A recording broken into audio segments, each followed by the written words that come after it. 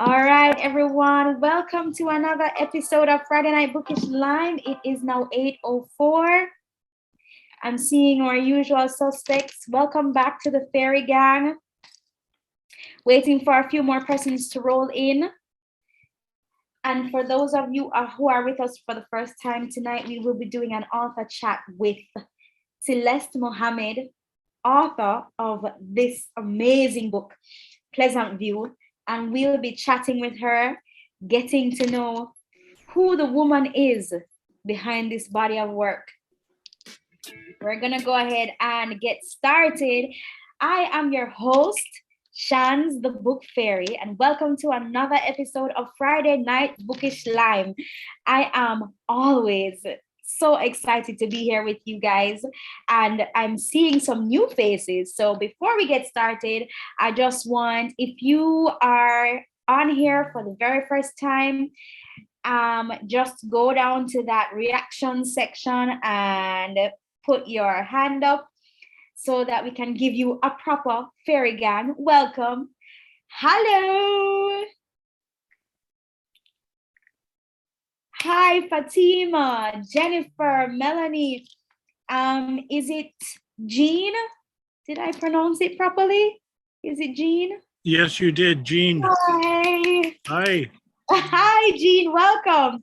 Welcome, everyone. Welcome, Fairy Gang. You know what to do. Drop those fairies in the chat so we can say hey to our visitors, and we hope that you will love tonight so much that you'll come back and join us for another episode of Friday Night Bookish Lyme. Before I ask you what you guys were up to this week, I'll just share very quickly. I ended up reading Saint X so far for February. I finished it yesterday. And I really enjoyed this book. It was a book that I had been seeing around for some time. I wanted to read it. And you guys know me. You know that covers are everything. So I just wanted this book for the cover primarily, and also loved the premise of the book. So if you guys remember the Natalie Holloway story, that was a big true crime situation with an American girl and her friends who traveled to, I believe it was Aruba, and they ended up partying, having a ball, and Natalie went missing. So it's a similar plot on a fictional island called Saint X. It's character driven, and I know I have some friends on here who don't really love the character driven books, but the characters are just so easy to fall in love with. Even the characters, as a matter of fact, this book had me falling in love with the person I least expected to. So I loved it. It introduces several characters. It shows how this young girl, her family went to St. X for vacation and she was found dead. And it just looks at, it's not heavy on the trauma. So even though the plot sounds, like, oh Lord, a dead girl, like, do we want to read this in the pandemic? It's really not that heavy on the mind, not heavy on the soul while you're reading it. And it just shows how each person's life that are involved, that are connected, it shows how each person's life is affected and how they cope post situation. So I loved that. I just started reading Wahala. And so far it's funny. I really love these African-based books. The African-based books are they come in with those comical punches that, you get a lot of the culture in it, and then you get a lot of the charisma, you get a lot of the comic vibes. I'm enjoying it so far.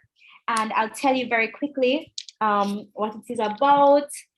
Ronke wants happily ever after and 2.5 kids. She's dating Coyote and wants him to be the one, perfect like her dead father. Her friends think he's just another in a long line of dodgy Nigerian boyfriends.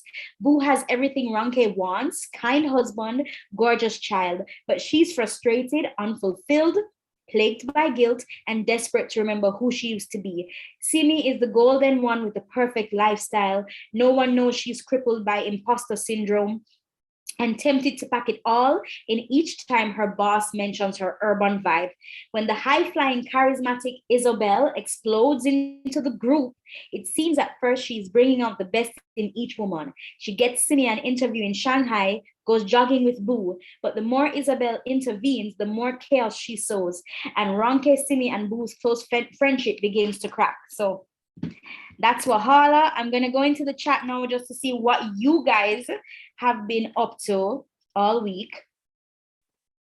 And no one has told me yet what they're up to all week. I see that you guys are talking about, Kali says character-driven books are everything. Yeah, I quite like character-driven books, but you know, we know character-driven books are not for everyone. There are many people who really need that plot to keep them going. Character-driven books can feel draggish if you're, you know, because you're getting introduced to all these different characters, you're trying to keep up with each character, and that can be, you know, it can become boring, or you know, it can really slow you down or throw you off if you're not somebody who is looking for that in a book. Hi Wanya, welcome. The teller of secrets on your TBR next. Okay, and Tanya says, school has been killing her. Let's all say an extra prayer for Tanya that she gets through school. Let's give her that support. Trisha says, been reading Conjure Woman. Okay, Trisha, you're gonna have to message in the chat to let us know a little bit more about Conjure Woman. Kathleen, oh, you're in isolation. Oh no. I just about 2 weeks now have been out of isolation, so don't worry, girl, I know all about it. But the good thing is, I really hope you're in isolation with your books. That can help. Nakeeta, oh, you know, we can count, and let's see what Nakeeta is reading this week, guys. Been reading The Bones of Ruin and Spy Family. Nakeeta, can you unmute? Are you able to, or are you in class? Can you unmute and tell us what The Bones of Ruin? Spy Family is a manga, and The Bones of Ruin is like a YA fantasy. Not too sure what it's about as yet. I'm just on chapter 6. Just getting into it. All right. Thank you, Nakeeta. One year I finished Unfollow Me. I don't know that one either. And Tanya is really trying to push us to read The Teller of Secrets. Now, guys, I don't have my copy down here with me, but I'm going to put my hand here. And when this goes on YouTube, the book will pop up where my hand is, you know, like an influencer. So as you guys know, for our next buddy read, we will be reading What Storm, What Thunder. We will be reading What Storm, What Thunder on March 25. That's not correct. We'll be reading it on February 25. Thank you. And then we will be reading Yinka, Where's Your Husband? And we will be reading Yinka, Where's Your Husband in March. So what I want us to do is to choose, after we're done talking with Celeste, I want us to choose our buddy read for April and May. We want to give people enough time to get the books. And also I'll be doing a giveaway for Yinka, Where's Your Husband? So stay tuned to my page. I'll be doing it with Penguin Random House, and we'll be teaming up to do a giveaway of Yinka, Where's Your Husband? So one lucky book club member will be able to get that. Or one lucky person, because it will be open to everybody. As you know, Fairy Gang members, you get an extra vote, an extra point when I'm doing the giveaway check. Okay, so we'll do that poll afterwards. Let me just see what everybody else is reading. Yeah, guys, send Kat all your love, and Kat, we really hope that you get better soon. Bree says, finally finished my body read with Nakeeta and Sharpie, and guess who's pulling me down the romance wormhole? I'm not even looking at you guys. But we will be doing, we did 7 days in June, and we will be doing another romance coming soon. So I'm currently reading the Moore's account. Callie, what is that about? Diana is here. Just finished James Baldwin, The Fire Next Time. Listen, James Baldwin. I needn't say more. All right, Nakeeta, about to start a body read of Sweetest Remedy with Tanya. Bree, you could get in on that. And guys, Sweetest Remedy is a romance. I always encourage persons who come to my Friday night Bookish Lyme. You know, I usually encourage people to put their Instagram handles in the chat. You can put your Instagram handle in the chat so persons can find you. And I like to encourage body reads. I like to set them up. I like to put people together. I like to pair people together. This is a community, and the whole aim is for us to be open to each other, to meet new people, and also to be exposed to new genres, to move out of comfort zones. Because you never know. See, Bree is a thriller buff, and here she is now, falling down the romance rabbit hole. So Nakeeta and Tanya are doing a body read of Sweetest Remedy. So Nakeeta, Tanya, if you are interested in other people joining, you can state that in the chat. Jennifer, I just finished Twisted Circles by Claire Contreras. Other than that, a lot of work, and it's been a busy week. Yeah, it's been a crazy week for me too. It's been extremely busy. And I'm doing a special shoot tomorrow. As you know, I'm now a contributor for The Gleaner. Yes, your book fairy is now a contributor for The Gleaner, talking on books and fun stuff, but mostly books. So it's been a crazy week organizing that and work and preparing for Friday Night Bookish Lyme with you guys tonight. So, okay. Also started watching the original Charmed, which is maybe a bad idea. I have zero comment on that, Nakeeta. I'm going to leave Renee to deal with you where that is concerned. What time is it? Let me just make, all right. So it's getting, let me go into my fake Trini accent. It's getting real close, y'all, right? We coming on and we're going to introduce our guest speaker for tonight. And I know she's going to tell me that this Trini accent is terrible, but I gonna do it anyway, right? And we know we have Trisha. Trisha must be on there like, okay, I did my best just now. Christine, you're reading Mr. Loverman and Pleasantview. Well, there will be no Pleasantview spoilers tonight.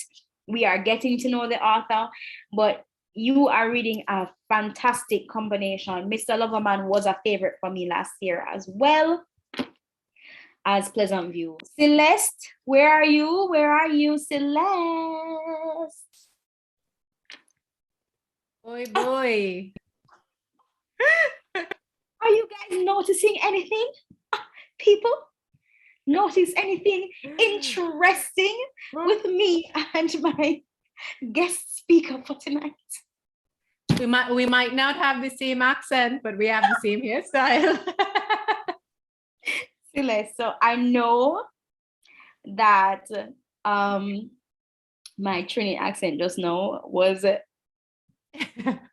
needed a lot of work and a lot of training.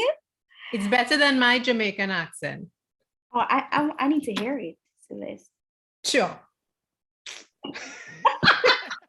That was okay. We work with that. We work with that. Let me see. Let me see what the Jamaicans have to say. Jamaicans, how was that show? Did it have all the grit that it needed? Did it have all that show? How you have to say it again, Celeste. Shanique, your accent now go on. It now go on. Wow. Wow. Celeste. Okay, well. Celeste. Tonight I have for you, as you know, I am going to put you in the hot seat. As I tell people, and I tell my authors all the time, the hot seat is not a Scotch bonnet pepper hot seat. It's more like a little flavor, you know, like when you make the soup and you throw the pepper in the soup. But as we say in Jamaica, the pepper don't bust. Right, yeah. Right? The pepper don't burst in the soup. Yeah. It just drop in the soup and give you a little, you know, give you a little vibes. That's what it's going to be. But that's not the only thing that I have for you tonight. I also have for you, Celeste, a special game curated just for you. Oh my, I'm scared. So for everyone that probably has just come on, I have with me here Celeste Mohammed, author of Pleasantview, or I should just go author of Pleasantview, because the production is going to put the book up there when the all right, let's put it together. Celeste. Anybody wants to get a screenshot, now is your chance. Here we are, matching. Renee, begging you also to get a screenshot for me, please. Here we are, we're looking so good. Look at us. So mom did your braids, Celeste? Yeah, no, my cousin. Oh, because I was like, wow, it is lit. It's looking so good.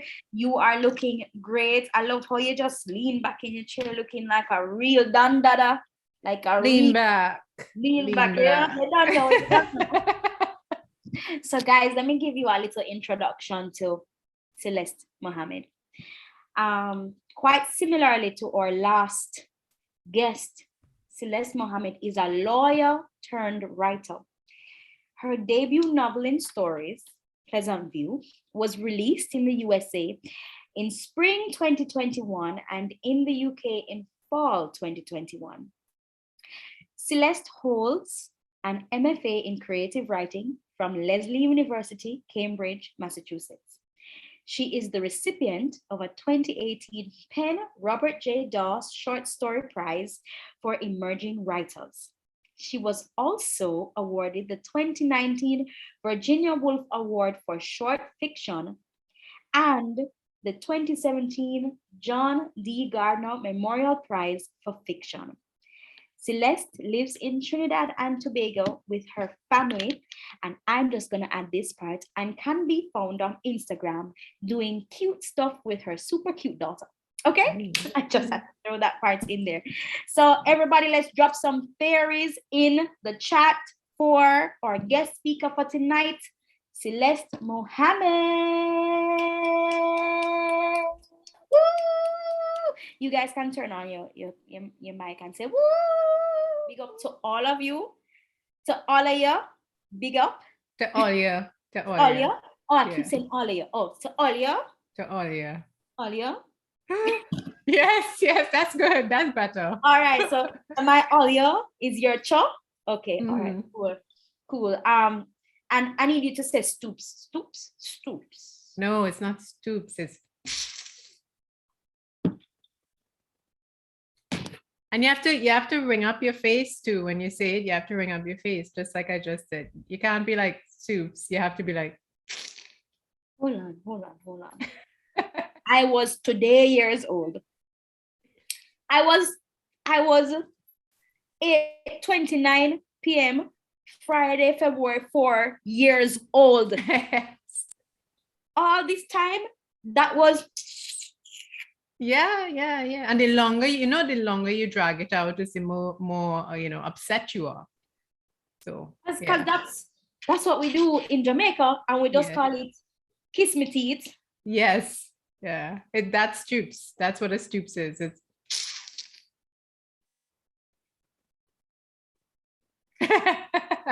So all this time I've been reading, oh my God, I've been reading everything, every Trinity person that I know, when they type stoops, stoops. Yes. I've been saying stoops. Yeah.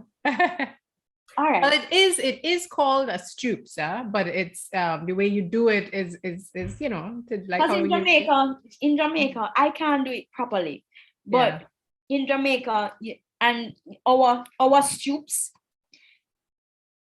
Hold on, there, let me stretch. Oh, okay, under my arm is looking good. Yeah, okay. In Jamaica, you have to go.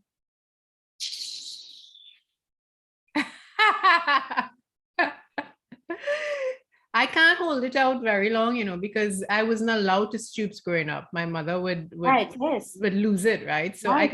I can do a short one now that I'm a grown up.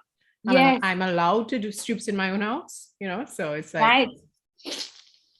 Yeah, I'm still not allowed to do it around. Like if I did it to my mother, she would just oh, that would be the end. yeah, that She would take be me the end. out. Yeah. Yeah, and the fairy gang, they know Lady Gigi, so you know they know she would really, you know. Okay, but all right, Renee, can you please put on the 3 minutes for me? I'm gonna tell you when to start. So this is how the hot seat works. Okay. You have, it's so simple. It's so simple. Oh wait, no, it's not hot seat time yet. Pause. Celeste is going to do something very special for us tonight. This is not done very often. So everyone on here needs to understand how very special this is. As you know, I always read a chapter for you guys. I know you love my voice so very much because I have that voice. However, tonight, it's only appropriate, especially how I could not catch the Bajan accent to read how the one-armed sister sweeps her house, and I read it in Jamaican. It's only fitting that tonight we have our guest author, Celeste Mohammed, reading an excerpt from her very own book, Pleasantview.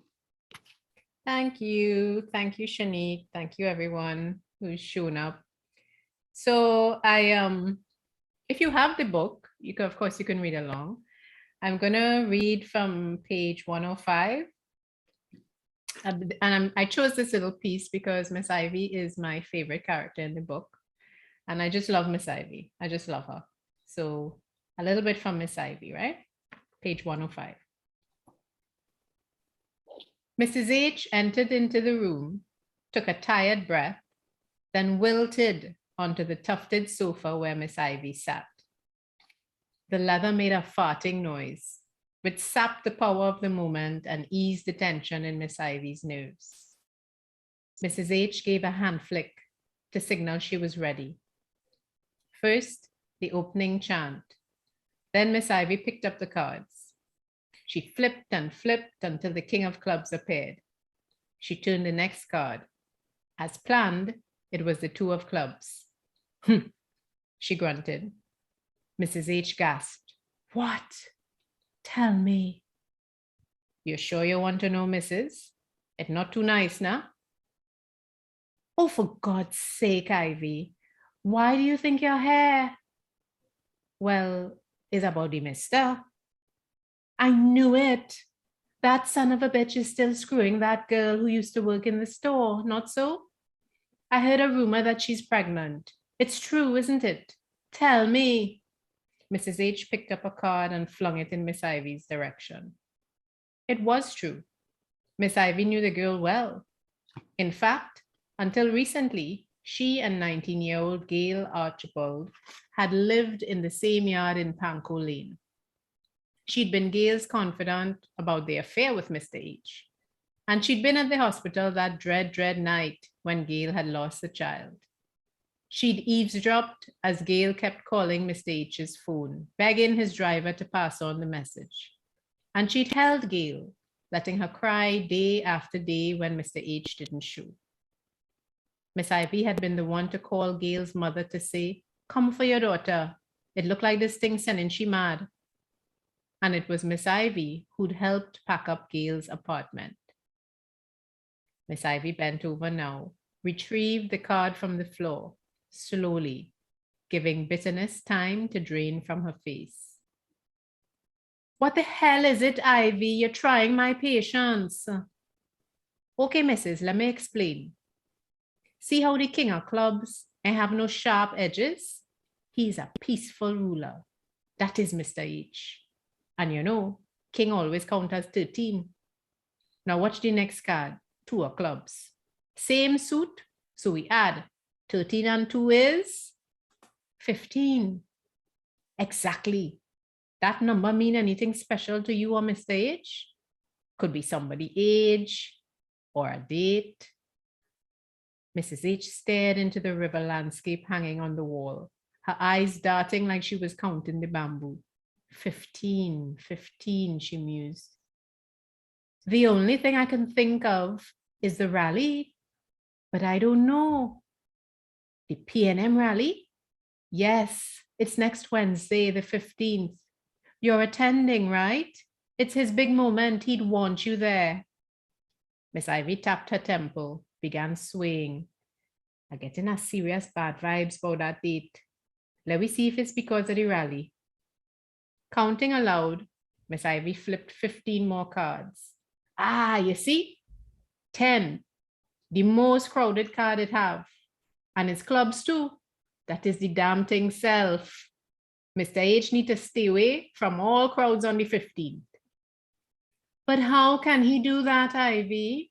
We're in the middle of an election. The party has set that date for the rally. They're desperate to win Pleasantview. He can't just disappear. I don't know, missus, but the cards don't lie. And you see these clubs on top of clubs? It's too much black. It means death. Mark my words, whatever bad breeze going to blow on the 15th, it bringing death with it. So what do I do? Mrs. H grabbed Miss Ivy's wrist. Miss Ivy looked down at the lady's see-through blue-veined fingers squeezed together, resembling a nest of wood slave lizards. In the 20 years she'd worked there, Miss Ivy could count on one hand the number of times Mrs. H had ever touched her, skin to skin. Santa Marta ladies only dirtied their hands like that when they were desperate. Miss Ivy dropped a meek and mild act, looked her ex-boss straight in the eye, her tone losing all its flattery. Fake sick, fake injury, beg him, bully him, make the children or the grandchildren bully him. Fuck him if necessary. Do whatever you have to do, but keep your husband from that meeting. That's it. Wow. Wow. Wow. It's one thing to read it for yourself. Yes. But it's definitely another thing to hear you read it. And Miss Ivy was actually my favorite character as well. Yeah. What I always find very interesting about Caribbean novels across the board is that matriarch character. Yeah. And it reminds me a lot of August Tone by Kai Miller. Oh my gosh, I can't believe I've forgotten her name.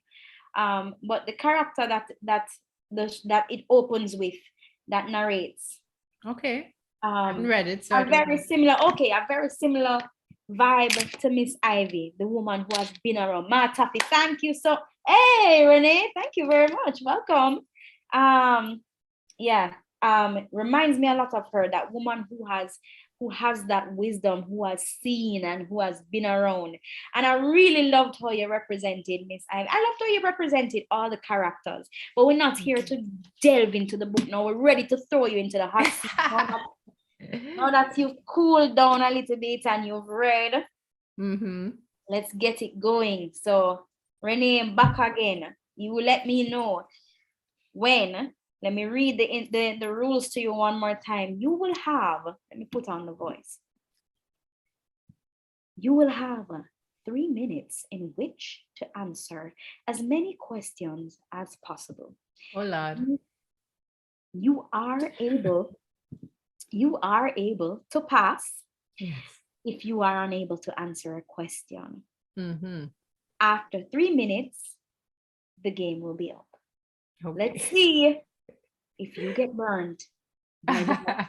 Okay, Renee, put on that 3 minutes for me, please. Let me exercise and warm up. Okay. Let's go. What is your favorite color? Blue. Coffee or tea? Coffee. Where is your dream vacation? A beach somewhere. Place.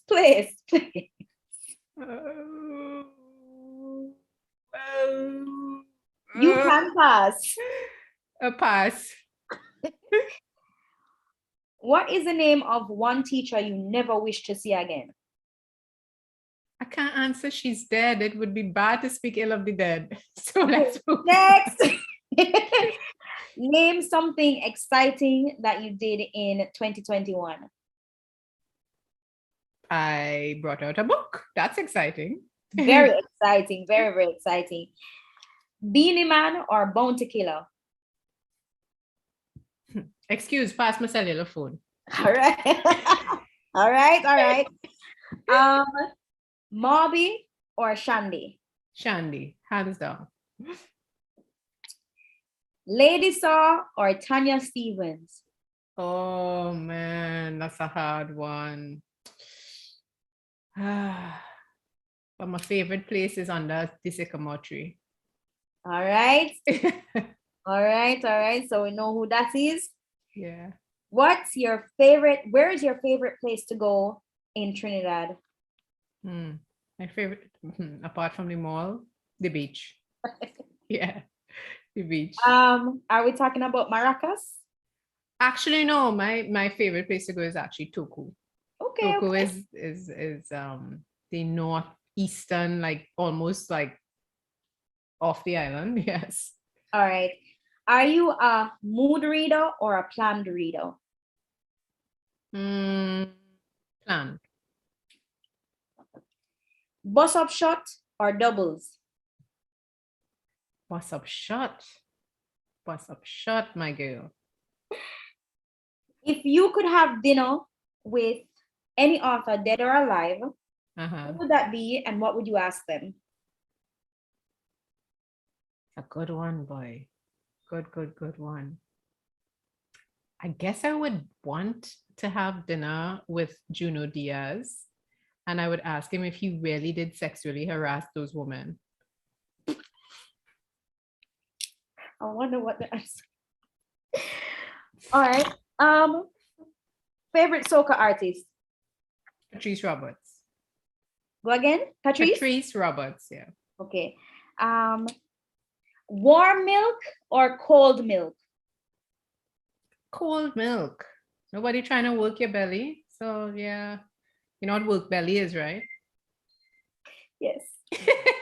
And I'll explain about the warm milk and cold milk shortly. Destra or Alison Hines? Can I pass? Because really, you could keep both of them. Time's up, Shan. Oh, all right. So we had 1, 2, 3 questions left. And you answered 1, 2, 3, 4, 5, 6, 7, 8, 9, 10, 11, 12, 13, 14. So you answered 15 questions. Not bad, not bad, not bad, not bad, not bad, not bad at all. Not bad at all, not bad at all, not bad at all. Thank you, thank you, thank So, you. so the hot seat didn't burn you too badly. Not too badly. So let me just explain to you very quickly before we go into our next activity about the warm milk and milk question. I like warm milk with my cereal. The fairy gang has been trashing me for that because no. Okay, this interview is over. This interview is over. Warm milk with your cereal? So thank you, Bree. Thank you very much. So basically, and I've been sending, like I sent Nakeeta and I sent Trisha. Trisha sent me a picture with her cereal, with her cold cereal, and I was like, no. So I like to, I drink almond milk. I like to pour my milk out into my bowl, put it into the microwave, put it on about 50 seconds, and then I will have my cereal. And I quite enjoy having my cereal with warm milk because I feel like the flavor is enhanced when I drink my cereal with warm milk. When you drink the cereal with cold milk, I understand what you guys are saying about sogginess, but that means you just don't put the milk on 2 minutes to warm it up. But I find when the milk is cold, Lord. But guys, I want to see my people in the comments. I want to know how you guys are feeling about warm milk, cold milk. Makeda is not allowed to respond. Tanya is not allowed to respond. Nakeeta is not allowed to respond. And I want to see what everybody else has to say while I prepare for the next. Wow, Fatima says cold milk. Christine says cold milk.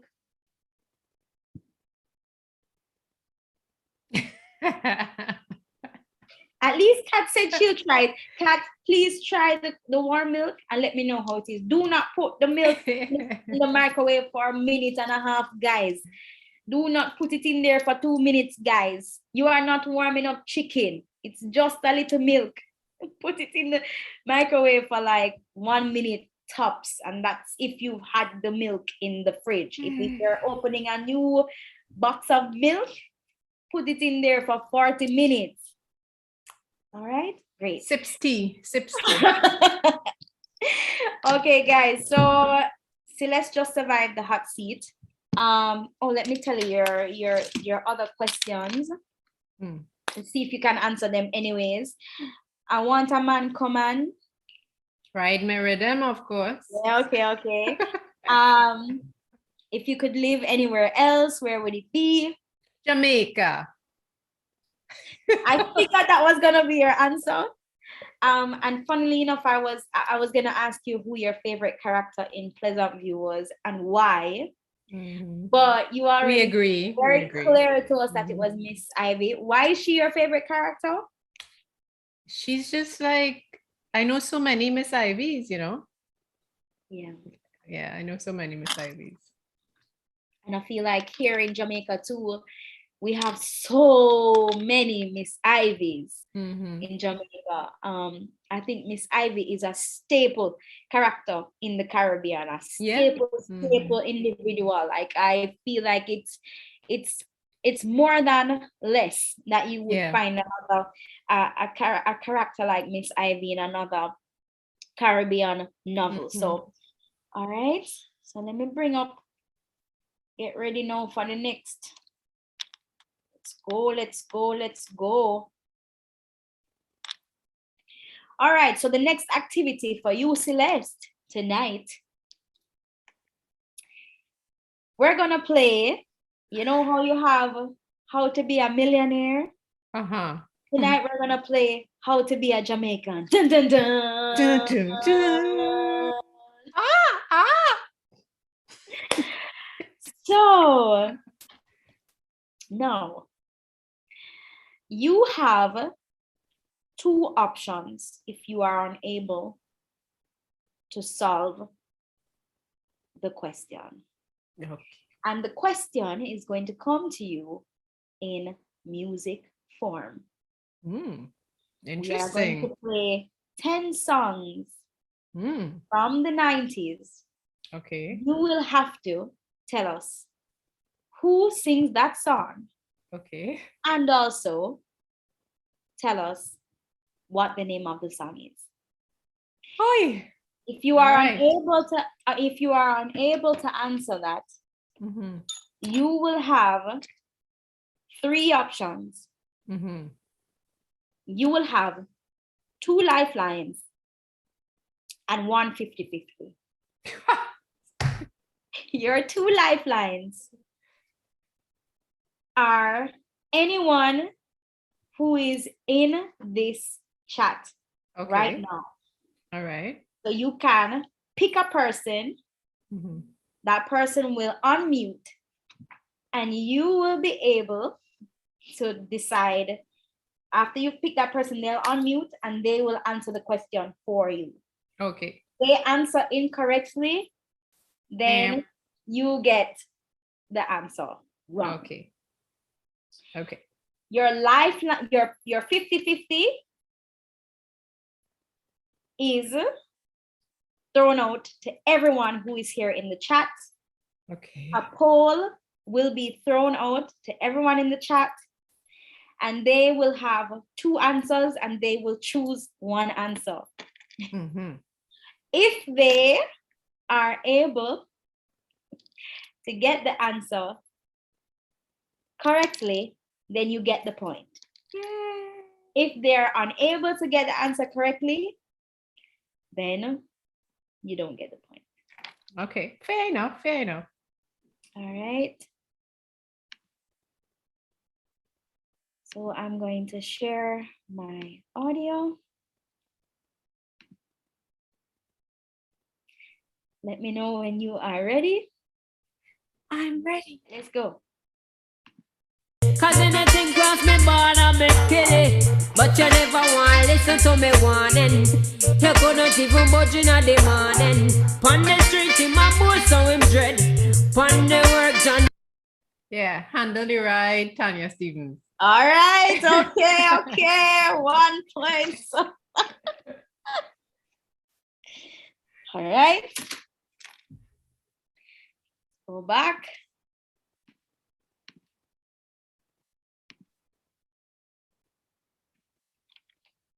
All right. There we go.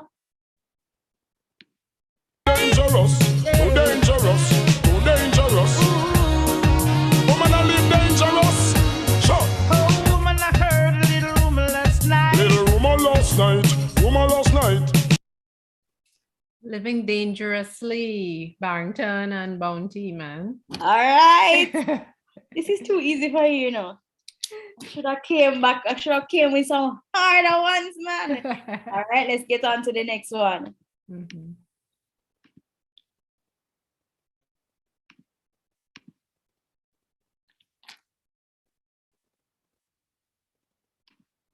Caress her up like so, and I make love to woman like a war them a go. Woman a ball in a agony and all out. Action. Terror Fabulous.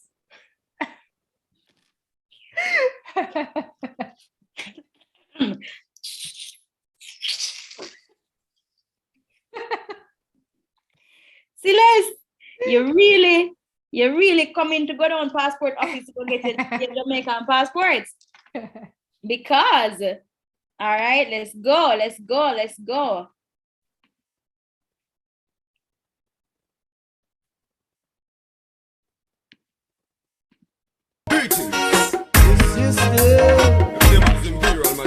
Oh, Jah. Celeste lives and reigns and rules. Oh, the it is. How wonderful it is. Peace. Is that kettle drum? Kettle drum by Beanie Man and somebody, is it? And you can get it's kettle drum. It's kettle drum.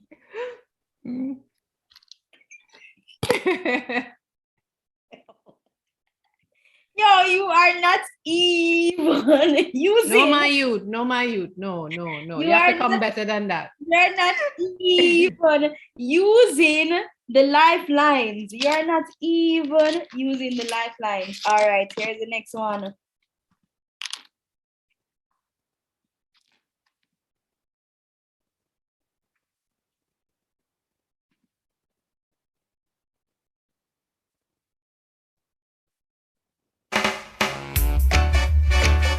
Baby, don't worry. Don't worry. Oh no, no. Oh me, oh my, Garnet Silk. I know this because I used to sing this to myself in the mirror. Oh, I'm done. How much time we have? How much time we have left on this thing? Because all right. Let me see. No, I need to go and look now because I feel like all of these ones that I found, they are just too easy for you. No, hold on, no. You have permission. You have permission to dig deep. Hold on. Oy. Hold on, no. I have to try switch it up because. All right. Your teeth like a puss, send me granny with the purse. I eat you off the choke. I see never hold your bread and it tonight. You puke, we look and say, oh. Yeah. I know the song, but that, of course, that's Bounty Killer. But I don't know the name of the song. So I think I might have to use a lifeline. All right. Which one of the lifelines do you want to use? Do you want to use 50-50? Well, no, not 50-50. So you can choose someone to assist you. Okay, let me see. Let me switch the view so I can see people. Everybody. Except, instead of just a few. Let me see. Okay.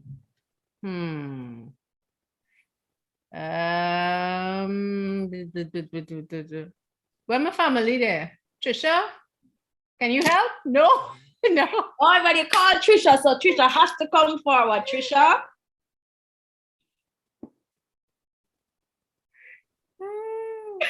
Trisha's like, I can't help you. No that was a stupid move. I should not have called. Yes, I said this. That was your clue that I was not the one. Yes, I think a Jamaican would have been a better. Yeah, that was a right. panic. All right, so I'm gonna give you a half point for that one because it is Bounty Killer, but that is book. Okay, yeah. That's the name of that one. So we give you a half point for that one, okay? All right, here we go with the next one.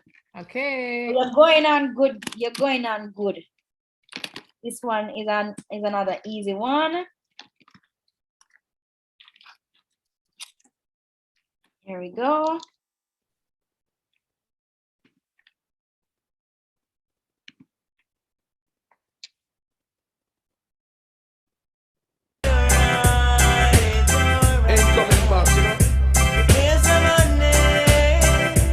I request the only when I rock all the road.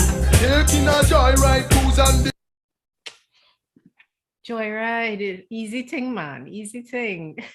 Bye. Who's that? Is that Wayne Wonder? No? Is that Wayne You Wonder? have to just say what your answer is. Yeah, I think that's Wayne Wonder. Joyride. But it's somebody That's true. and Wayne Wonder. Oh yeah, there's somebody else in it there. Oh God. Here we go again. Lifeline. Lifeline. Let's see. Choose wisely. I think I might have to ask Nakeeta. She said, why I keep picking people Oh, who I say can't no. play because I know the One answer. answer in 10 seconds. Who is it? Nakeeta gone from phone in a minute. No, hold on. Remember, I'm production. I know the answer. I'm not supposed to help her. Yeah, you have to choose somebody else. Okay, choose somebody else. Okay. Person must gone by now. Who boy? Who can I choose? I don't know.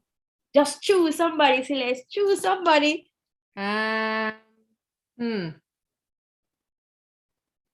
Maybe I like this name, Nakeeta.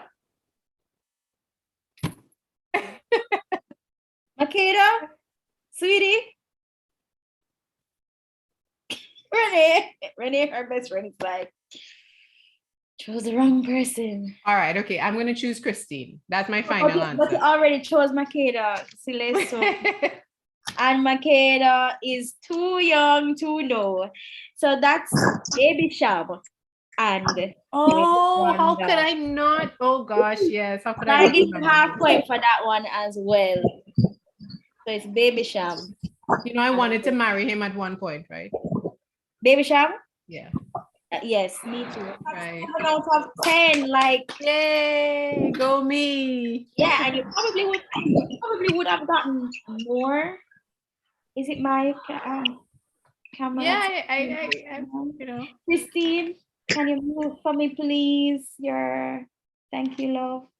Yeah, you probably would have gotten more if we had more time. So, yeah.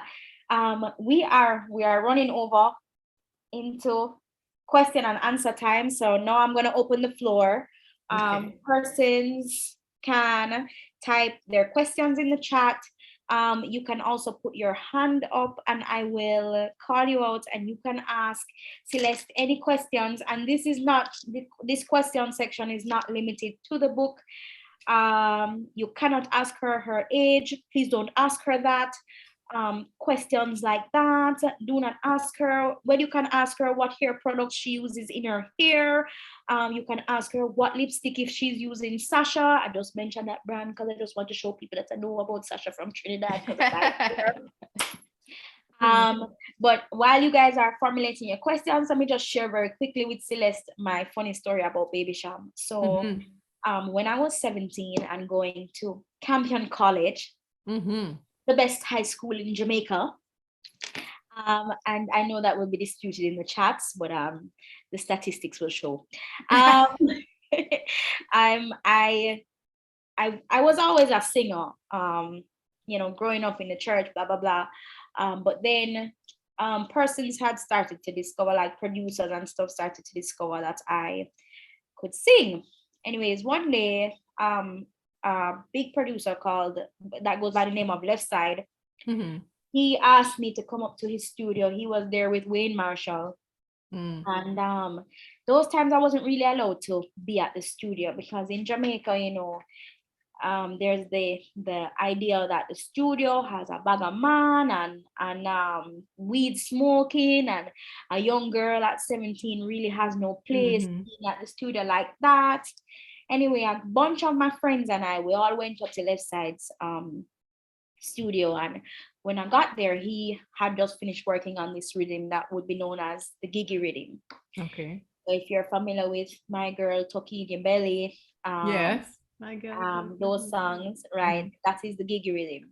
Anyway, when I got there, Wayne Marshall was telling me what he heard a kind of song, and he gave me a melody. He was like, something like, if ever you go, I'm here, da da da da da. And so that night I wrote a song, recorded it in 2 hours, and by the next day Left Side had mixed it off and it was playing on Zip. Fast forward to a few months later, I was at the Tiger Mart. That is, we call the Tiger Mart, that was a gas station that has, the little, and those were the days now when I could kind of go to parties legally. And I don't remember where I was going, but we stopped at the Tiger Mart, and that was like the place to be, to hang out. And I stepped in and I saw a DJ by the name of Biggie. He was from a group called Raz and Biggie. And Biggie was in the Tiger Mart with Baby Sham. Anyways, I was in love with Baby Sham at that point, and I had his album. My grandfather had given it to me because he used to play football with Baby Sham, and he got a signed copy and he gave it to me because why would he be listening to it? And I knew the words, hands off my property. This is not monopoly. Only my guy and him alone can be on top of it. All right. So I knew the whole words. So when I saw Baby Sham now at 17, I was like, yeah. I went over to say hi to Biggie, said hi to Biggie, and he was like, oh, he introduced me to Baby Sham. He said, oh, this is a big bad young artist coming up, And he told him that I have a song on the gig rhythm. And Baby Sham looked at me and said, which song? And Biggie told him which song. And Baby Sham sang the song. He said that was his favorite song on the entire. Oh my God. I almost died. I could imagine. I almost died. Oh wow, that's amazing. After that he wanted to collab, and he would check up on me and stuff, but I was still in high school, and my mother was like, you better go read a book. Yes, book. book. And so as a result, I did not get to do that collab, but I just wanted to share that fun fact. I see the questions coming in.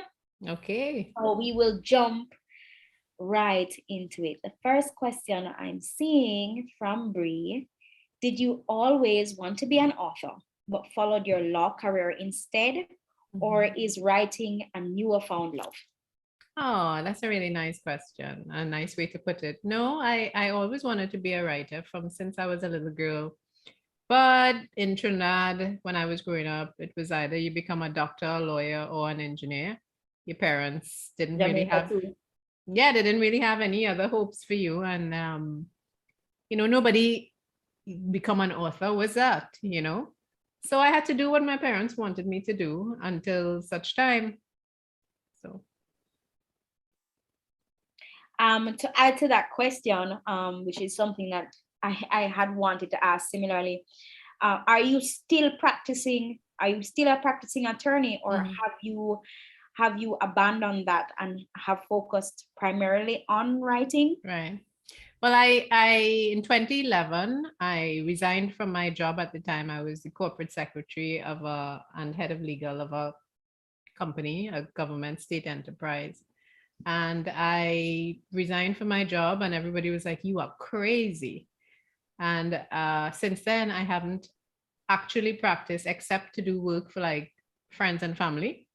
But I am still licensed to practice. To practice, yes. Okay, so if I open my business down in Trinidad and I need any legal assistance, you are look me. You still have the capacity. Look me. I still do. All you heard that? Okay. All right. Kat asks, hi Celeste, congrats on winning the Caribbean Readers Award 2021 for Best Novel. How was that experience for you? That was really very satisfying because I'll tell you, my book was published by a small independent press, and it's not like they had the budget for like the big books, the books with all the publicists and marketing people and all of that. They really only just had me. So, but I've always believed that Caribbean readers would embrace this book. And they have, and it just, I remember having talks with my publisher in the early days and saying, they will embrace this book. Caribbean people are reading people and whatever. And I don't think many people believed me when I said it, but it was nice to see the readers, the Bookstagrammers, everybody come out and really, really make me feel like it was worth it. Giving up the law career, taking a chance on this book, believing in the book, believing in Caribbean readers. So I'm so grateful. That is great. And I mean, it's not a lie. Everybody knows that Bookstagram, which for those of you who are here who are not familiar with what that is just the Instagram space that is primarily set for persons who share a passion for books. So no, Bookstagram is not a different platform, a special platform. It's Instagram, but Bookstagram gobbled up Pleasantview last year. I mean, gobbled it up like Cookie Monster, like just like called Cookie Monster. The Bookstagram really took Pleasantview and they loved it. And I mean, it's always interesting to see the reviews that people have given regarding the book, and they all radiate the same positive feedback, that it was full of suspense, full of drama, all that bacchanal, you know, all that vibes, while still also representing recurring issues across the Caribbean. And I constantly compare Pleasantview to one of my favorite books from 2021, which is Here Comes the Sun. Oh yeah. Pleasantview is like the Trini version. Okay. And of Here Comes the Sun, and Here Comes the Sun is like the Jamaican version of Pleasantview. The same drama, the same dirty underlying situations that make up the country. You know, it's always interesting when the Caribbean is shown for what is also happening beyond the sea, sand, fun. All right. Preach it, sister. Preach it. I go on. And that was very bold of you, Celeste. And I am going to ask, before I go to Diana's question, just to know if you have gotten any negative feedback from persons living in Trinidad who felt like, you know, you highlighted that very negative aspect of society in Trinidad. That's a really good question. One thing I was confident about was that there was nobody living in Trinidad at this time who could read this book and tell me that this is not reality.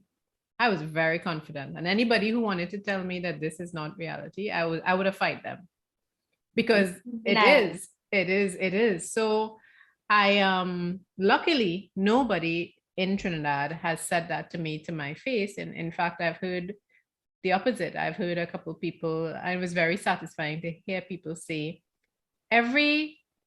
it's a snapshot of Trinidad society in a moment of time, like right now, like all the vices of Trinidad society right now. I've heard somebody say it feels like a snapshot of right now, and that's very satisfying. The only negative reviews I've seen from Trinidadians or I've heard of is really based on people's reading tastes. I mean, as Ingrid Prasad said once in an interview we were in together, we are not roti. We can't please everybody. I'm not a doubles. I can't please everybody, but I was never trying to please everybody, you know. So yeah, you know, people's reading tastes might not go in this direction, but my conscience is clear that it did what it was supposed to do. And I definitely think, based on what you've presented to us, that it certainly did what it's supposed to do. And so I'll hold my next question, because I want to also ask you about, as a fellow creative, having released my album last year, how it felt when you were done with the book and you typed that last word and you sent it off to your publisher, and they edited it and they said to you, Celeste, we're going to release this into the world.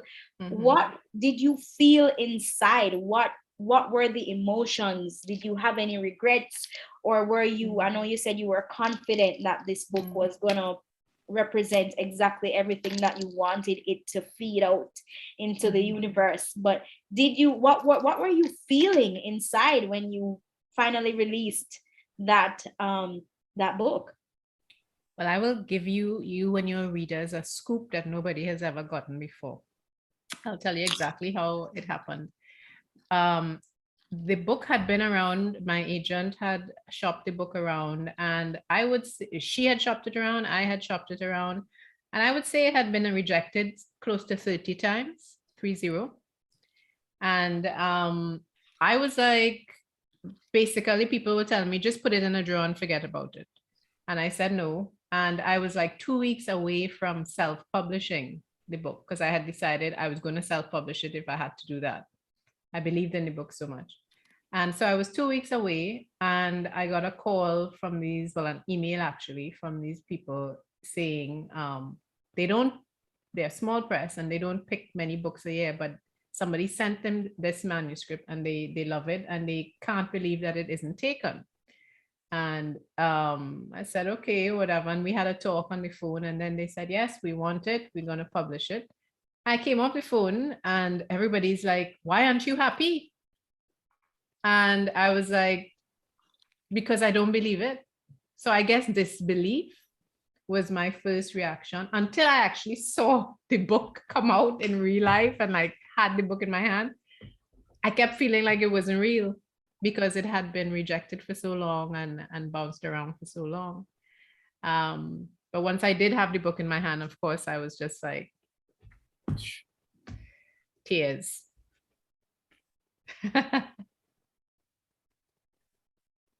And that's another reason why it was such a big win for you, winning the Readers Award for 2021, knowing that so many persons did not believe in your work. You know, I believe it was Marvin Gaye, his music was rejected by like basically almost everybody, and his work has come to be classic, classic, sampled. Yep. And here you are with your book that was rejected by so many persons, winning the 2021 Caribbean Readers Award. Congrats again, and that's amazing. And that leads me to Diana's question. How did you get an agent? So you kind of mentioned that. You kind of can go into detail about that. Well, after doing the MFA program in Boston, two of my teachers from there, we stayed very close to each other, and they continued to edit my work from time to time. And they really believed in my work. And so one of them referred me to her agent. And of course, with no promises, she's like, I'm just giving her your name, So I sent in one of the earlier drafts of Pleasantview. I sent in to her, and she read it, and she was like, "Yeah, I'll take you on. I believe in this." And she said, "I believe you're the real deal." And she was really nice to me in the beginning because I was like a puppy. I didn't know what to do. I didn't know how I did. So I was lucky that it was through a teacher of mine that I got an agent. That's really great. And I just want to say that Diana, who asked the question, Diana Thorburn, she's also a writer based here in Jamaica. So you guys can possibly exchange Instagram handles. Diana, you can put your handle in the chat. And you guys can, you guys can talk some more and share experiences. I see Callie was in here earlier. I'm not sure if Callie is still on. Callie Browning, she's also a writer out of Barbados. And so, so let me get back to the questions. Tanya is asking, what was your favorite and least favorite thing about writing your book? I'm assuming, Tanya, you're talking about the writing experience. Yes. Okay, go ahead. Favorite thing about writing the book, I, like anybody else, I get to know the characters and I get to really like some of them and stuff like that. You feel like their family, and so I like spending time with the characters. And I was sad when I'd come to the end. I was sad, because you have to say bye. Least favorite thing, coming to the end, as I said, and you think about them and you're like, geez, but I didn't want to push myself to write more just for the sake of writing more about these characters. But the writing process it's enjoyable, but at the same time, it's painful. I would tell anybody else that it's two things at once. It's like a double-edged sword. You really enjoy what you're doing, at least I do, but at the same time, it can be very painful getting the stories out. And in addition to that question, after having written the characters, did you find yourself constantly seeing those characters in your interactions with other people? I still do. Like, I would be like, you can't get it out of your head after living with something for so long. Not only seeing the characters, but also seeing the places. When I go somewhere, I'm like, oh, okay, this is what so-and-so would look like. Oh, this is what so-and-so would look like, because it's like somebody and like you recognize them in a crowd. Mm-hmm. You know what I mean? Recently, I was on vacation with my family, and everywhere I looked, I was like, oh, yeah, this.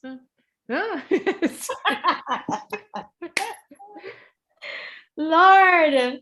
Okay. Anna is asking, do you have a least favorite character in the book, and why? I can make a guess in my head who that is. Mm-hmm. Mr. H. I don't like Mr. H very much. I think he must have been everybody's least favorite character. Yeah. A close second is Mrs. H. Oh, yes. There wasn't even any empathy to be had for her. Like, no. She was a mess. She was a whole wretched mess. All right. So can you share with us why, for the persons who have not read Pleasantview, for the persons who read Pleasantview, I think it's quite self-explanatory why Mr. H was not the favorite character. But for the persons who have not read, well, he, in my view, anybody who takes advantage of people the way he does and treats them as disposable, he's just a really selfish character, somebody who's had money and just uses it, and so the sentiment that is conveyed in Santimanité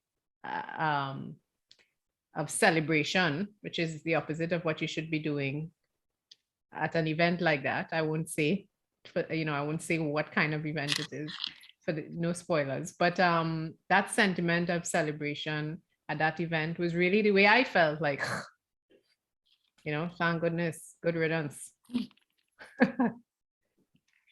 All right, let's go back to Renee is asking, well, I think you somewhat answered what your writing process was like. Can you talk a little bit more about the inspiration for the book? We know that these are things that were going on in Trinidad, so it's not like it's not like these are fictitious situations. But what was your driving force? What made you decide that, I'm gonna write some short stories about these scandalous situations happening in Trinidad? What made you decide not to write about doubles and bacon shark, and what brought you to Pleasantview? Well, and then give us an idea of what made you decide to name it Pleasantview, and how the name came to your thoughts. Well, let's start with the name first, which is pretty easy. Once I decided I was going to write about a town, Pleasantview seemed to just come to me because when I was really, really little, we lived for a little while in a place called Pleasantville. And it has turned into this kind of place, right? So it wasn't a big stretch to change the ville to view. So that's the name.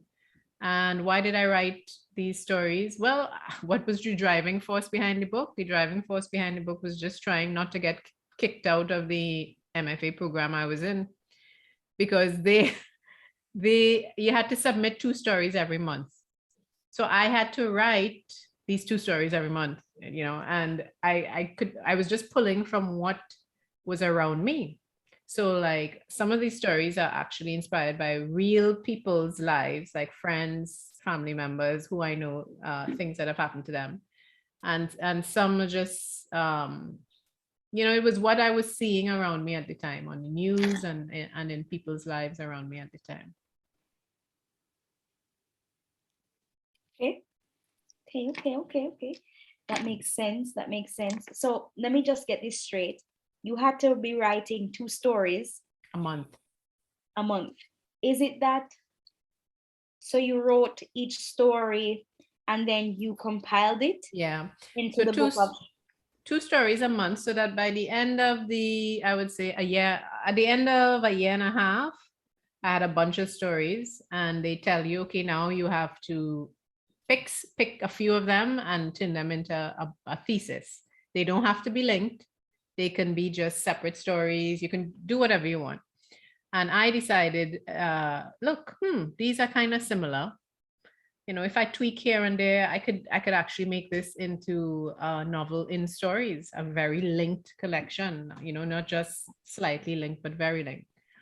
And so I made the choice at that point of handing in my thesis to turn it into a novel in stories. And it was 6 stories then. And then later on, I added 3 more. All right. Okay. Because the questions are coming in. There's a question. Let me just write it down here so I don't forget, because that is a question that we don't want to ask it yet. We want to leave that question for last. And I think you may have an idea of what that question is, because I'm sure you get that question all the time. So before we get down to, we're going to push that question a little bit down and find out what are some of your favorite Caribbean novels. Okay. Give us. Well, I am a big fan. I can right behind me here, if you follow my finger, that whole bunch of books with blue at the top, all of that is V.S. Naipaul. Yes, Naipaul. I knew it. I just had a feeling. And I believe, I think I saw an interview with you before where you mentioned what an influence he has been to you. I like Mr. Biz is my favorite V.S. Naipaul. I give that book as gifts all over the world. Japan, everywhere I've been. I give that book to people as gifts. I also like Sam Selvon and Andrea Levy, or Levi, however you pronounce her name. She's Jamaican, British Jamaican. Yeah. I really like her writing a lot. So, who else? I do like Marlon James as well. So the question was Caribbean. So those are, and I do like Juno Diaz. That is like Latin Caribbean, yes. but she's. Oh gosh. So hold on 1 second. I'm just writing. Andrea Levy. And we know she's a Jamaican author. Marlon James, Juno Diaz, who you had indicated you. I'd have to have a talk with Juno. I'd be like, Juno, we want to know, did you dude. To those? I mean, that's so dumb, dude. Like, why would you? You had like, why would you? So much going on for you. Yeah, I believe. I'm trying to remember if Juno Diaz's name was mentioned. I recently read another, and I'm trying to remember if it was in 7 Days in June, but I recently read a book where the name came up, and I was like, looky here. And I just love when you have books that mention other authors. Yeah. Especially as Caribbean authors. And kudos to persons like yourself who continue to put us on the map, who continue to create that space and to take up as that's the term that was 2021, take up that space, and really share with the world, because you writers are cultural ambassadors. You guys share to the world what we as small Caribbean islands, how dynamic we are, all that we have to offer. and you guys continue to make us exceptionally proud. I am always like elated when a body of work goes out from a Caribbean author, because you're just like, that's us. That's representation. That's a part of me going out there. That's a part of my culture going out there. You know, that's a If part of my I'm heritage. so pleased and glad to hear you say that. And I just want to say one thing. If and I try to say this in all my interviews because I want people to understand. Because people tend to ask me, and even if they don't ask me out loud, I can tell they want to ask me. How did you, or why did you write that book? As if, you know, there's a disconnect there. And the thing is, it bothers me. It has always bothered me, the way Caribbean people and Caribbeanness is perceived by people internationally. It's like we are blackness light, you know, not real blackness light. So we're here for your entertainment. We're here for music and dance. We're here because we look exotic. We're here for fun, but that's it. Sun, sea, and sand and fun. And it has always bothered me that people in real life approach me like, hey, you're from the Caribbean. So that means I'm not supposed to be taken seriously. I'm not supposed to have deep thoughts. I'm not supposed to have an opinion. I am, you know, some kind of lightweight, and my problems and the problems of my people, that's nothing. You're from the Caribbean. And that has always bothered me. And I felt like with this book, I wanted to say, hey, you know, come off the resort with me, you know, take a walk off to the resort, walk up the road, and, you know, change your point of view. We have real people here with real problems. Yeah. And it's not that the sun, sea, and sand isn't true. It's just, you know, it's just another facet of living here. Yeah, I think what is very important to be understood from books like Pleasantview that show that other aspect of the Caribbean is that it gives context to Caribbean people. Yeah. And it really allows for foreign individuals to see Caribbean people as dimensional. Yes. You know, and I think that was very, very well executed by you in Pleasantview. And I also very much loved that there was so much, it was so tender how you showed these flawed characters and how you allowed us to, even with the least favorite character, how you still allowed us to be so invested in each character, in each short story. And I must also commend you on having such a fluid collection of short stories, because everything was very well connected. Every story had a string from another story that was holding it together to make it a very well put together collection of short stories. It was exemplary, and I'm sure I speak for everyone here who read Pleasantview that it was well written. Thanks for saying that. Because isn't that life in the Caribbean though? You always know, at least in Trinidad, there's not even 6 degrees of separation. It's like 2. You know like, what? You know, I know this everybody person. know everybody business, and everybody know, you know. If you have not read Pleasantview, the question of the night is, what are you waiting for? You've got to get yourself a copy of this book. You know, this is where it's at. You haven't read it in 2021, it's okay. You have 2022. And so that opens the big question that I know is on everyone's mind. Where the next book then? We want to know, when is the next book coming out? Are you currently working on something? You've been increasing your presence on social media. I love how you've been doing the reels. We love to see you eating the mango. We love to see you, getting Yeah. in. I What's the am working. insights too? I am working on the new book. I can tell you it's another.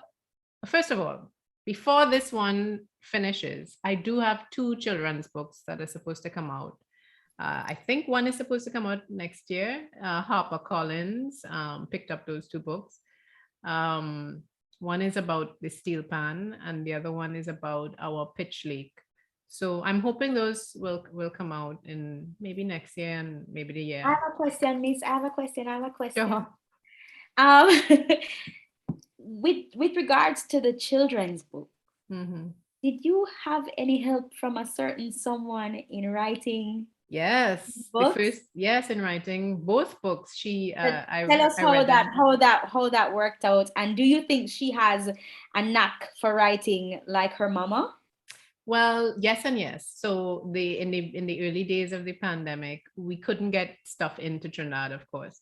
So I couldn't, and I don't like to read for her from on my iPad. I like to read real books for her, and so I couldn't get books in, and I was kind of frustrated. And then I said, "Hold up, Celeste, you could write a book for this child if you really wanted to." So I sat down one day and I did. I wrote this book. And I read it for her, and she's like, "Mommy, this is a good story, but," and she told me what she didn't like about the story. And so I went back and tweaked it. And then just for fun, I sent it to my agent, and I was like, "What do you think about this?" And she's like, "I think this is great. I think this is great. I think we should go out with this," meaning go out to publishers. And I was like, "Really?" And so she did. And HarperCollins came back and said they loved it, but they wanted to know if I had a second book and a second children's book. And I was like, no, because this was an experiment. It was not, thing. But so I spent the last year working on that second children's book, and it was just accepted. This January, it was accepted. So yeah, that's how it happened. And yes, she does have a talent for writing. Let me see if I have it here to show you. Yes. I actually have it here in my desk. She wrote this some book. fairies in the chat, guys. Oh, wow. Wrote this book. The name of the book is, I don't know if you could see it, Help Your Friends. So this is the book she wrote. Well, we would love to see something coming out from little Celeste. Yes. Drop some fairies in the chat, guys. Drop some fairies in the chat for Celeste. Drop some fairies in the chat for her daughter. Love the mommy-daughter team. And we are anxiously waiting with bated breath. Well, the adult book that I'm working on now, I'll tell you, it is a novel. We're getting the scoop. Yeah, it is another novel in stories. It's looking to be about the same, maybe 8 or 9 stories. And I have written 4, 5, 6. I've written 6. And I have I think I have 2 more to write. And then I'll kind of look at it again and see if I need to put any more. But instead of looking at a town like Pleasantview was, this is zeroing in on a particular family. And over several generations. So that's the book I'm working on now.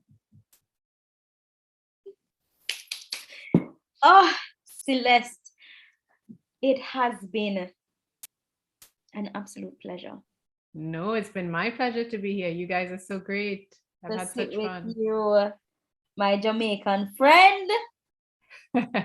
My honorary Trini friend. Oh, you hear that? That was good. That was very good. Let me tell you, I used to be able, so my mom lived in Trinidad. She lived, I think it was Tunapuna for years. And so she used to kind of talk with that because she was working there for about 4 years. And the Trini accent is so infectious. Like you're living around Trini people for a while, you're going to find yourself you know, so she used to go in and out with the accent from time to time, and then so I used to imitate her. And with imitating her now, I used to have the accent down pat, and my friends and I in high school, we used to go around and talk to everybody like that. So and that I will ask one final question. Audiobook. Can we look out for that soon? And I remembered watching an interview with you and Ingrid Prasad. And we know Ingrid did her own audiobook for Love After Love, which I will say she did an excellent job representing Mr. Cheaton and Solo. And I was walking around the house talking in this fake Trini accent the whole time. Right, yeah. So what can we expect from Pleasantview? And do you plan to narrate the audio yourself? Well, because that there's, you know, in terms of representation and not having a fake accent, but having that authentic representation of the dialect. Do you plan to?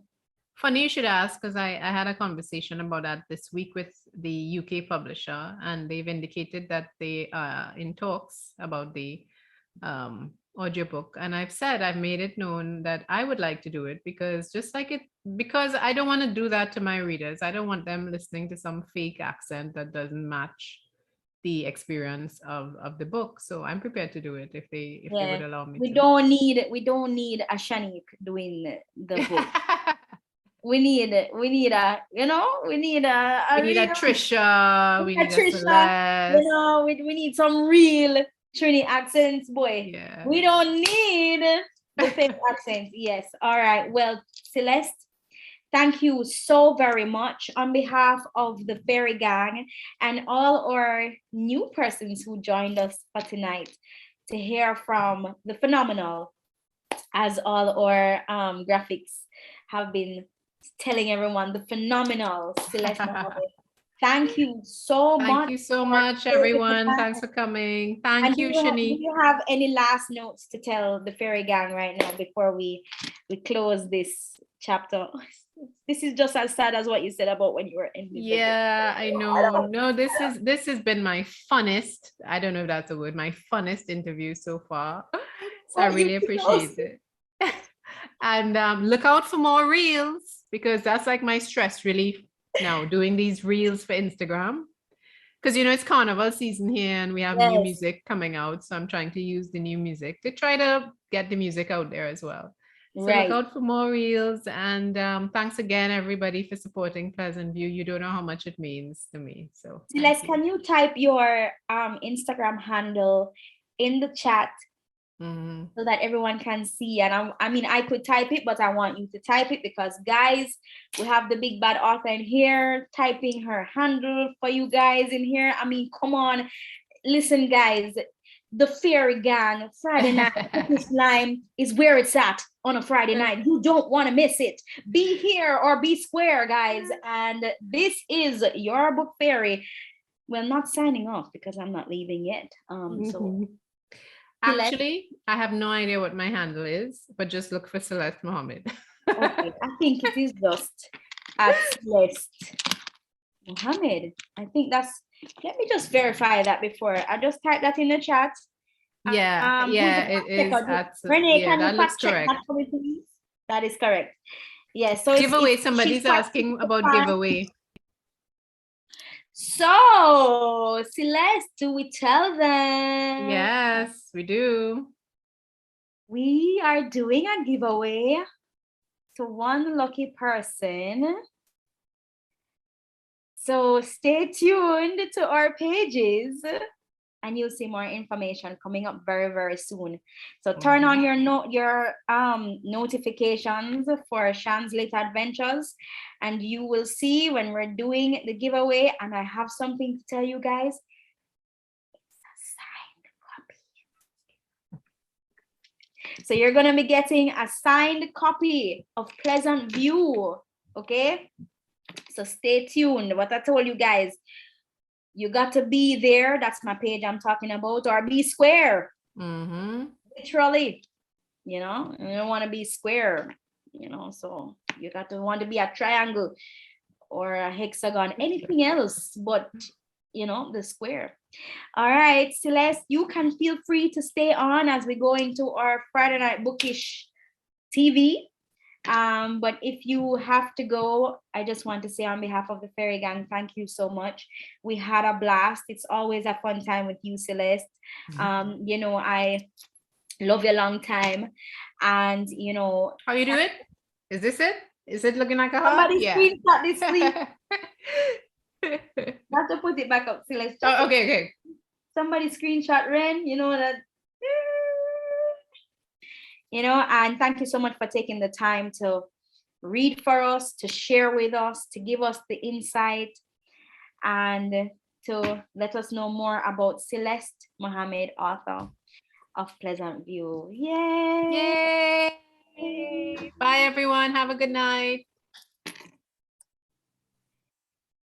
Thank you so much to everyone who came to our author chat. Please feel free to stay on as we get into the second fun part of our live tonight. Wasn't Celeste just fantastic? I mean, it was just bag of vibes. I had my glass. Lady Gigi did not come in and interrupt today. She did not make a presentation of herself. I'm a little concerned. Diana is telling everyone bye. She's going to be hiking in the morning. Guys, Diana at Diana Thorburn, she's also an author, as I mentioned before. And she's the one you want to follow if you want to see parts of Jamaica that you're not going to see on the tourist board ads. She is hiking and going on adventures every week. Follow her page. Follow her stories if you want to hear more, or see more about Jamaica. If you don't live here and you want that insight, her page is the page to be at. So yeah, it's 9:49. Nakeeta, were you there? I'm practicing my audio. All you gonna stay on here? All you? No? I am practicing. Maybe if you drank some cold milk, you get it perfectly. No, sir, cold milk is not good for the vocal cords. And if you were a singer or a vocalist, you would know that warm milk is the better option for the throat. Or just no dairy, period. I'm letting you know that I am out here practicing just in case Celeste says she wants another character, and I'm going to audition for the part. Definitely. Welcome to another Friday Night Bookish TV. Our roving reporter is roving again today, and she has a brand new mic. You may notice it has some, it's not sponsored, by Elmer's. Hi, Nakeeta. Yes, I am joining you from a remote location. As you know, I am unable as Queen of Book of the Month at some points to give my location, but I am here and happy to be a part of the TV tonight. It's so good to see you. You are looking as radiant as ever. Thank you so much. Could it be that you're joining us from the set of your movie with the King? Wink twice, you know, you don't have to say anything, but we want to know. Of course, you know that I am unable to share that information, but I can tell you that the King is somewhere near here. So that's all I can share for tonight. All right. Now, I know we've been talking about Book of the Month, but today we're going to switch it up a little bit and talk about Black History Month. And we've seen a lot of posts and persons doing different initiatives to raise awareness around Black authors. What have you been looking forward to for Black History Month? I know you have some things up your sleeve as the Queen. Do share. Okay, well, first and foremost, Black History Month has started off with everyone making their posts on Bookstagram, showing the books that they will be reading. But as you know, there has been much controversy around the month, and reading diversely and reading white authors during this month. It's been quite a controversy. I unfortunately have to report with the Book of the Month box, where persons felt that not enough Black representation was given in terms of the Book of the Month selections, with persons opting to boycott their selections and to skip for this month. The question that we really want to ask is, do persons feel as if they are obligated to read Black books in this month? And do persons feel that they are being bullied into reading it? There are persons who are saying this month is just to be amplified. And there are others who are saying they just want to read whatever the hell they want to read. I think it's interesting that Book of the Month took this approach, especially given the back and forth that's been going on with them and diversity. I have to put on the mic to really. Yes, the mic, boy, you're rough on you. And the mics have a delay. Oh, yes, actually, right. On a serious note though, I was a bit disappointed with the Book of the Month selections, especially given that they have had, as you said, so much contention that has been driven around their selections and not having enough diversity and not having enough Black representation, and feeling like Book of the Month has a bias towards white authors. And so I felt like they may have wanted to, even for commercial purposes, capitalize on this month, you know, to at least give even a half and half in terms of the options. I was really, I have to say, I was appalled when I saw what they came up with, not just because the options were like not books I even had on my radar, but also because where are the books for Black History Month? Where are they at?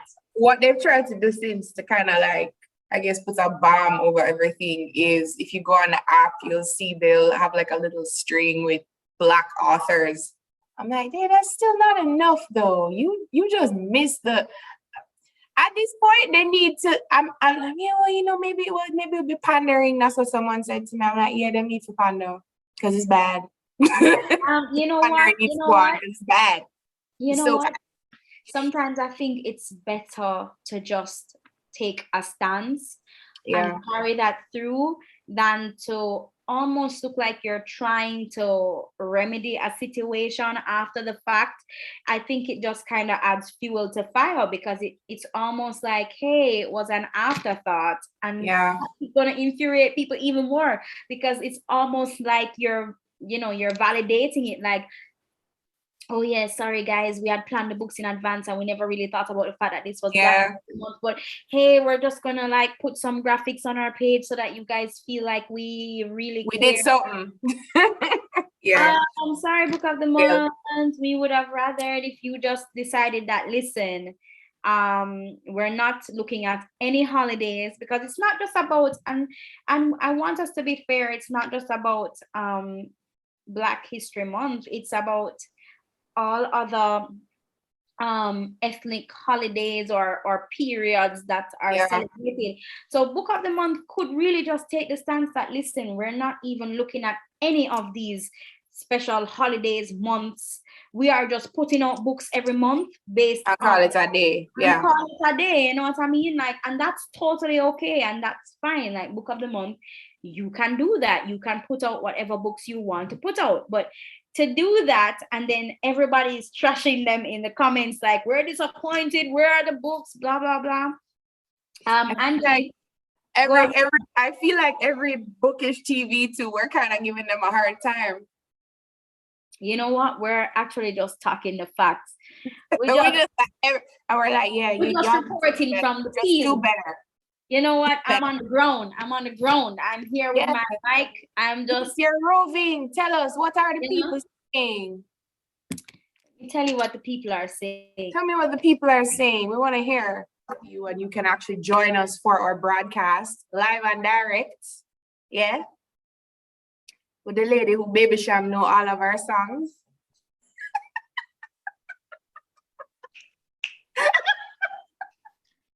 Listen, I want you guys to know that nobody could talk to me, okay?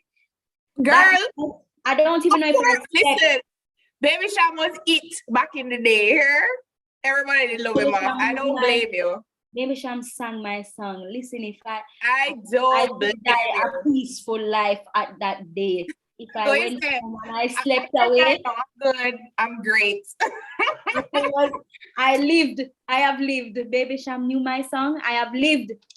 I don't need nothing more. What is this about, like accomplishments? I'm good. Marich. Yeah, like, who needs a degree? Baby Sham was my song word for word. Word for word. Okay? So. Chat to me nice, please. So hold on. We missed something very, very important today. I know. We missed our hot girl spotlight, Christine, with the fire in her. Yes. Hold on. I never ready to load up Christine yet, but since you load her up. Hot girl spotlight, you and Christine. Come, spotlight time. So for those of you who don't know, Christine is one of our fairy gang peeps. And 2 weeks ago, we discovered a post where she posted and she basically said that she made that same day, that Friday, made her outfit to come on the Friday Night Bookish Lyme Zoom. So today she tagged me and said, when you get dressed up in a new dress you made for Shanz Little Adventures Friday Night Bookish Lyme and someone has the nerve to ask you why you dressed up for a Zoom meeting. So Christine, tell us about how long it took you to make this outfit tonight, or today rather, for tonight. Maybe like an hour and a half. I was doing it like, I cut the pattern out yesterday. I was doing it like overtime. Actually, I created a pattern for it, right? Because I've seen the dress style and I've always liked it and I have a similar pattern, but every time I make that dress, it's always goofy. So yesterday I decided to create. The top I was wearing last week was from the same pattern. So I just extended up and made it into a dress. Christine, sewing is something that I do, like, sewing is therapy for me. So when I'm not reading, sewing, I'm at work, so I don't go anywhere except to Walmart and back. So if when I'm not working, I'm sewing or I'm reading.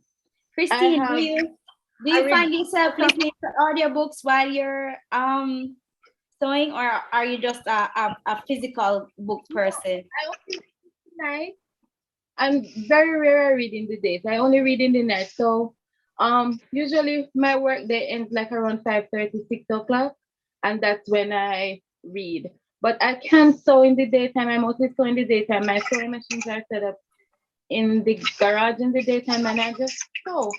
I have a ridiculous, let me show you, a ridiculous amount of headbands and scrunchies that I make. See? Ridiculous amount of scrunchies. So Christine, we're gonna talk off the air because I think we're gonna do a giveaway for our fairy gang. I think we're gonna have a conversation about that. And do you plan to turn this into entrepreneurship? Do you plan to open like an Etsy shop or anything like that? The headbands I make, and I have a ridiculous amount of them.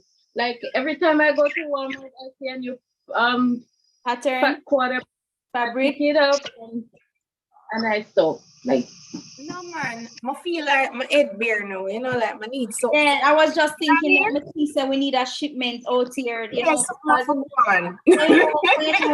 Like how I'm back in the gym and those things, you don't want to stress out the front of the hair, you That's can right, that's right. You just put on the headband and then the hair just stay down, and then when you finish workout now, or you have a bad hair day, and maybe if your hair process and the front want touch up, you just put on your headband, or you have natural hair and you want to updo like a pineapple, Yeah. or like Christine here now, she have her little locks, her little cute locks, and then she just want to catch up her locks, and then she put on her headband and just drop down, like, so Or when you got your braids and you do your little bun. And yeah. Yes. You put a headband, Yeah, I like it. So hold on while I finish putting together my Elizabethan. I'm kind of digging this look on you. This is cute. You just need you need to do something about that side there. Yeah, and then all right. No, that part that need to itch up. Need to pin it up. Because it's curls, because I know I have my curls. It wants a little something right here. It want like a bobby pin. Yeah, like or a few. Here. All right, we'll get back to this. Jonas needs to stop. And I see somebody making a pop show in the chat. Nakeeta said, Christine, well, I said she needs to go. She need to call them Masinos. Go sit down by the teacher. And speaking of this one, Sky Day, I just want to peep you guys and let you know that Leonie Ross has confirmed. I will say no more. I shall say no more. Yeah. In the meantime, Shan, it's February. I know people are very anti-February because of Valentine's Day. I was going to say it's really not that serious. A lot of people were also saying that, Nakeeta, about the book of the month. Like they were saying, where are the romance books? Thank you. That was a major thing for me. I kind of felt like even if you weren't going to go hard on Black History Month. Yeah, something, not even the romance. You come with all here, it's just Vladimir. I'm like, no. And I anyway, but I just need to say that whether you're booed up or not, you still love yourself, nothing wrong. Spend Valentine's Day, do something with your girlfriend them. Exactly. Right? You don't need no partner to enjoy yourself. Any excuse to enjoy your little self and show yourself like an extra love on a particular day. Why not worse? Because I think Valentine's Day is on a Monday. Yes, it's on a work day. What are you guys reading? Any romance books for this month? Are you reading? Is there at least one romance or one Black History Month book that you're reading? My sis Crystal, Melanated Reader, has the challenge going on, 20 books by Black women. Are you participating in any of these things, or are you like me who is just reading books that just vibes? Just vibes. If you are gonna read one romance, cannot stop saying this. Read Real. You and this Real. Kennedy Ryan. Which is REEL. REEL by Kennedy Ryan. A book. Wait, no. Hold on. Amazing. Hold on. For a good romance. Come, my romance lover. You want something other than Real, girl? Because, I mean, Real is the Black people, but I have something that I've been recommending to everybody, and Sharpie and Brianna were just shook. What, the people we read No. Do not recommend The Grinch to them, please. No. This book named Priest. Actually, I think, did I send you a review about that from somebody who did a reel about Priest? Please send it to me. This book is so wild. Oh my God. Girl, the people, if wanna have very delicate sensibilities, do not read this book. I'm gonna tell you from now. Yes, see what Bree said in the chat? If your sensibilities are very delicate, do not read this book, okay? Guys. Yeah, because it's wild. Can we give a subtle romance for the person? Oh, let's see. Yes, Fatima, get a light. Yes, all the brown sisters. Are a must. If you want some steam, if you want add to Scotch bonnet, Talia Hibbert also did Princess Trap, which is amazing.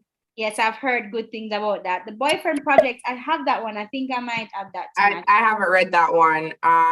Of course, you know, Maga big up Tanya Man right here, Wes from Fastest Way to Fall. We're not gonna stop talking about it because it is that good. Okay?